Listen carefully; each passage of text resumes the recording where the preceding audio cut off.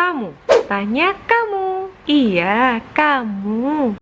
Halo semuanya, kali ini Bu Pika kedatangan tamu. Tamunya Bu Ira.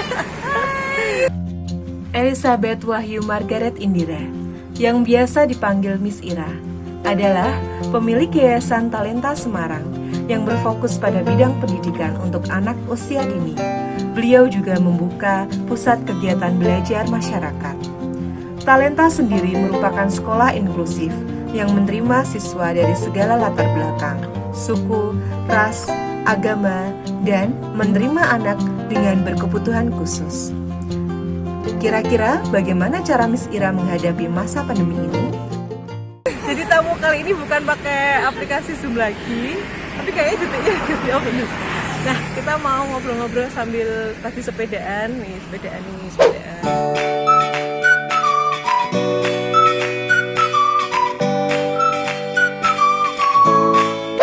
Kita rasanya kayak sepeda santai di sebenarnya. Memang santai banget. Itu pada kenceng-kenceng loh. Aku juga heran kok tadi pada nyalip kita semua ya pikir. Aduh, kita udah rasanya apa ya? Aduh, ini kayak bukan kaki ya, kalau beda ternyata pantat. Halo Bu Ira, apa kabar?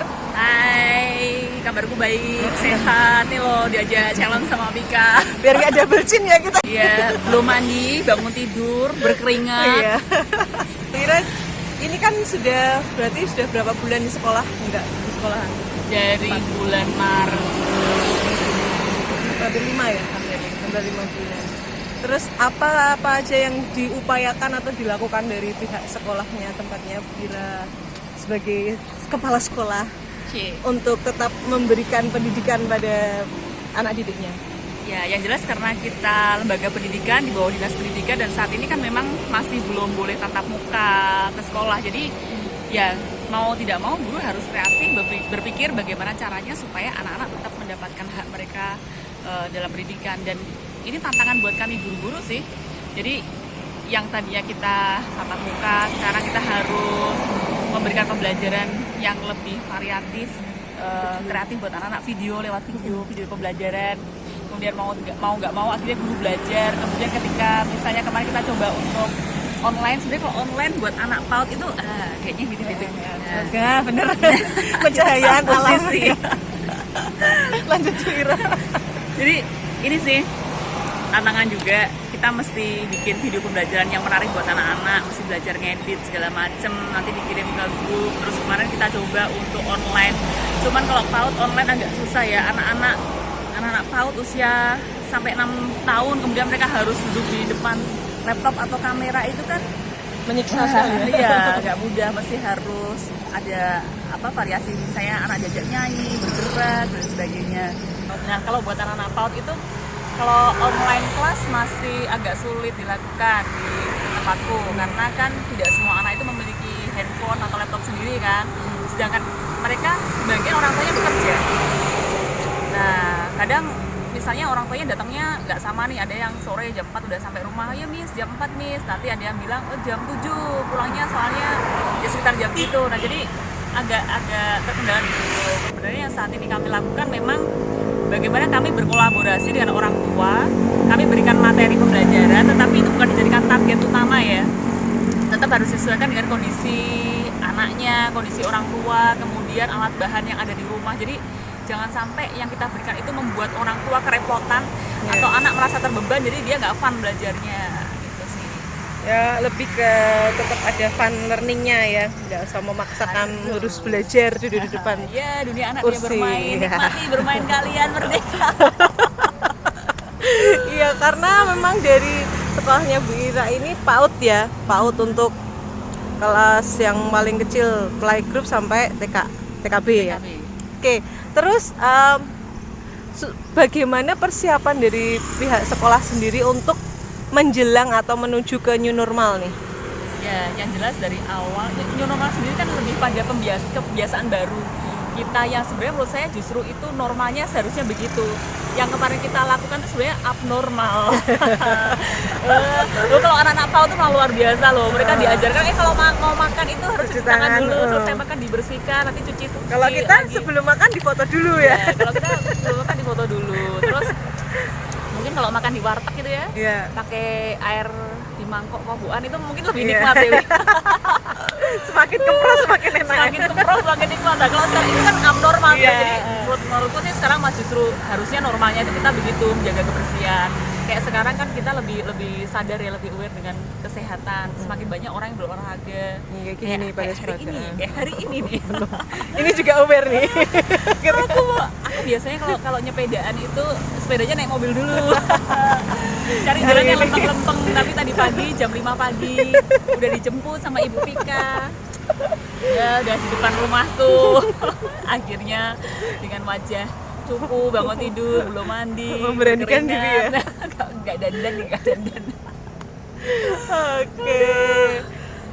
Untuk pesan ini ada pesan untuk para orang tua dan para pengajar yang sebagai yang besar pasti mengalami yang namanya sekolah dari rumah. Pesannya apa sih untuk mereka?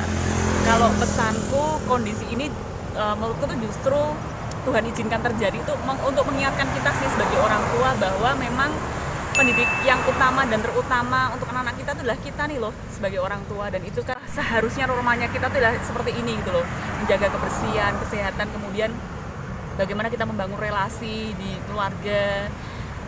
Waktu itu tidak dapat kita ulang lagi, jadi kesempatan anak-anak belajar di rumah, lebih banyak waktu dengan kita, mungkin kita work from home, itu gunakan sebaik mungkin untuk menjalin bonding atau kelekatan kita dengan anak-anak kita. Pertama itu. Yang kedua bahwa kita akhirnya menyadari kok akhirnya bahwa kemajuan teknologi secanggih apapun tidak dapat menggantikan posisi kita sebagai manusia human. Kita butuh interaksi sosial, bagaimana anak-anak itu juga mereka butuh stimulasi dari gurunya, mereka ketemu dengan teman-temannya gitu. Kita bayangkan deh kalau misalnya anak-anak kelas online, mereka tidak dapat merasakan, tidak dapat melihat secara langsung fisik gurunya seperti apa, tidak dapat memegang. Mungkin ketika gurunya kelas online memberikan alat untuk apa mereka misalnya melakukan sesuatu itu, tapi kan anak tidak dapat merasakan sensasi sentuhan, aromanya seperti apa, nah itu loh.